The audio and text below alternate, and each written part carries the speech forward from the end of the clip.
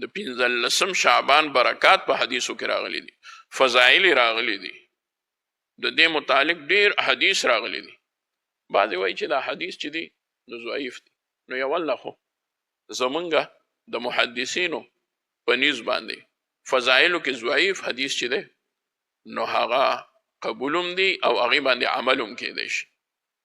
دویم نمبر هغه ټول حدیث چې راجمع شي ضعیف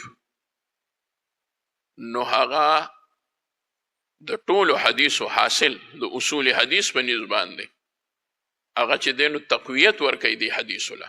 نو لہذا موږ بیا په دغه حدیثو باندې عمل کولی شو او دا بیا حسن لغیره ګرځي. دا ضعیف حدیث بیا حسن لغیره ګرځي. څنګه دا چې کوم حدیث وي هغې له حسن ورکوي او حسن د نورو دپاره ګرځي. خو یو خبره واورئ، زمونږ الحمدلله اهل سنت والجماعت کې زمونږ د دیوبند مکتب فکر داسې دی چې هغه ډېر د اعتدال نه کار اخلي.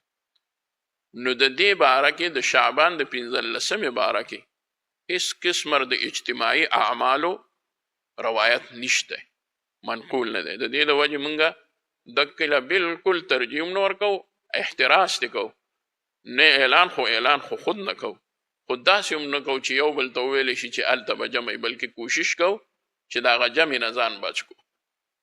نو څه به کوو، ځان له انفرادي اعمال ورې پکې ډېر زیات حسن لري او ډېر زیات پکې فضیلت لري. نو دغه شپې باندې کوشش کول پکار دي چې بنده د دعاګانو اهتمام وکړي، د اعمالو اهتمام وکړي، د تلاوت اهتمام وکړي، د درود شریف هغه دعا چې کومه د شعبان د 15 ده د هغې اهتمام وکړي. اهتمام څه مطلب دی؟ صوفیای کرام ووي چې راشي یو دعا به جوړه، نو صوفیاو یو دعا ووي چې صوفیاو یو دعا ووي هغه خوښه شوه نو هغه په کتابونو کې راواغسته. نو زموږ حضراتو د هغه کتابونو نه راواغسته. دا خو ډېره ښکلې دعا ده، دا به موږ هم وایو. نو هغه دعا زموږ حضرت قبلګاه محترم رحمت الله علیه د هغوی دریافت دی او هغه یې موندې وه او هغه یې هغه دعا ورکړې وه او ډېر لوی د هغې الحمدلله خلک یې په عمل کې راولي هغه دعا. نو په هغې کې هېڅ قسمه قباحت نشته. ښه که څوک یې کوي نو په هغې کې څه قباحت نشته. بهرحال هغه څوک چې د 15 په شپه باندې راجمع شي یو میلادو کې یا څه خواږه وي یا ډوډۍ وي یا خیرات وي یا صدقه وي، د دې هېڅ قسمه روایت نشته. نو دغه څیزونه که نه کوي بنده نو ښه به او البته د هغې په ځای باندې اجتماعي اعمال کې کېږي. موږ د اول نه الحمدلله د هغې د وفات نه وروسته هم دغه شان هغوی به هم داسې کول، ناست به جومات کې موږ به هغه پاڼې تقسیم کړو چې څوک به و هغوی به ویې موږ له راکئ موږ له راکئ، زنانه به وړئ. اوس هم هغه شان کوو. دلته کې کله وم به زه اکثر به دلته چې ړومبو کلونو کې وم نو موږ به ځان له دعا شروع کړې، وروسته به مو وکتل بله خلک به په خپله اراده راغلي وو چې یاره واره که موږ به هلته ورشو. هغې کې څه قباحت نشته که راجمع شي. دا نه چې لکه 2 کسان جمع ته ورته وایي یو هغه ځای کښېنئ بل هغه ځای کښېنئ. خیر ده که داسې دعا کې څوک جمع شي په خپله نیت باندې ځان له دې دعاګانې کوي.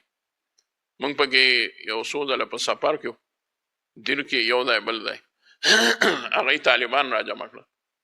نو بس هغوی ته ما یو څو خبرې وکړې او بیا مو دا دعا ما طالبانو ته مې زه هغوی چېرته تلل، هغوی بیا ټول دلته اعتکاف له هم راغلي وو. هغه چې مونږ دعا وکړه وروسته مو وکتل لا خلک راجمع شوي، چا وي مونږ ته خو پته نه وه، ما دقه شان ښه وه که نه چې بې پتې رالی. نو د دغې شپې مې دا ووی چې ځان له اعمال پکې کوئ. پیر په ورځ باندې د 9 په شپه، د پیر په ورځ ماښام، او که د شورو په شپه باندې د 9 په ورځ باندې وشي نو ډېره ښه ده، بلکې دواړه شپې دې وشي. بس دغه مې ستاسو خدمت کې عرض کوله. بله ده